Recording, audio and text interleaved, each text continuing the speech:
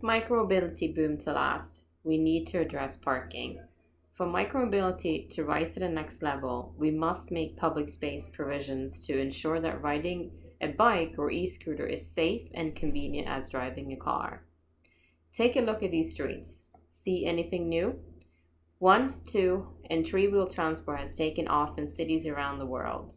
Bicycling has been steadily growing in cities such as Paris, London, and Portland, Oregon, as light electrical vehicles, electrical unicycles, e-scooters, e-bikes, and e-trikes have joined the mix.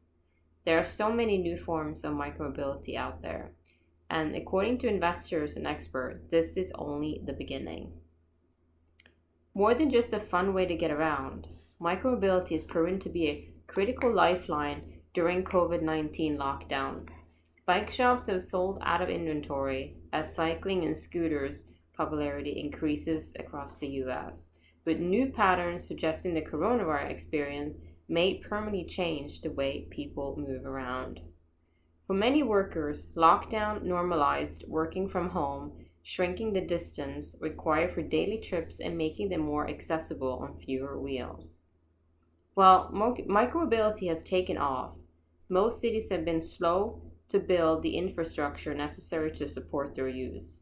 This goes beyond comprehensive network of connected and protected bike lanes. Our cities also desperately need better parking solutions for personal owned and shared modes of transport. Cars have dedicated parking spaces and lots, vast network and roads engineered specifically for them, and even taxpayer-funded charging infrastructure. By contrast, micromobility vehicles must navigate the roadways of cars and the sideways of pedestrians.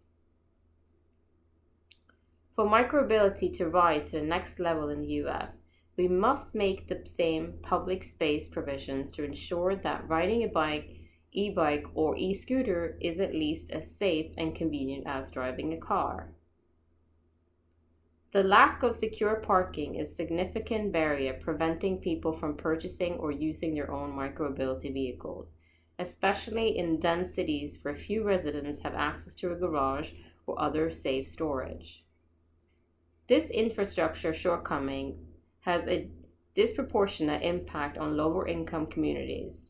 Up to half of all bicycles commuters in the US come from households making less than $25,000 a year, meaning a decent e-bike could exceed a month take-home pay, and with bike thefts up to 68% in the US, is vital to help working cyclists and everyday micromobility users protect their investments.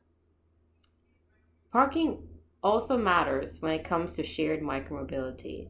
Shared e-scooters have been widely popular in recent years, but these services are operating on a busy streetscapes that provides little room for them. There has also been a salvo of articles criticizing micromobility for creating sidewalk clutter, which disproportionately affects more vulnerable road users, including people with disabilities. But a variety of solutions to the death of appropriate parking infrastructure are within reach. Recent success around reclaiming and repurposing parking spaces for restaurant cafes shows that city officials can indeed act fast and partner with the private sector to adapt streets to maximize social and economy benefits. Cities and companies should work together to create safe, secure parking for personal-owned bikes and LEVs, as well as dedicated parking spaces to support the success of shared electrical micromobility programs. When it comes to shared micromobility, more and more cities are moving away from fully dockless model towards the hybrid operating model. Cities like Chicago and Washington, D.C. are now requiring locking devices on shared e-scooters and asking riders to secure scooters to a bike rack or a pole at the end of a ride, a move that reduced public complaints by up to 60% in Chicago's latest pilot. Operators are also partnering with sophisticated geofencing companies to help ensure vehicles are parked in designated zones and also help to prevent sidewalk riding and keep pedestrians safe. America's embrace for micromobility is good for cities. It increases access to affordable mobility while decreasing pollution and congestion.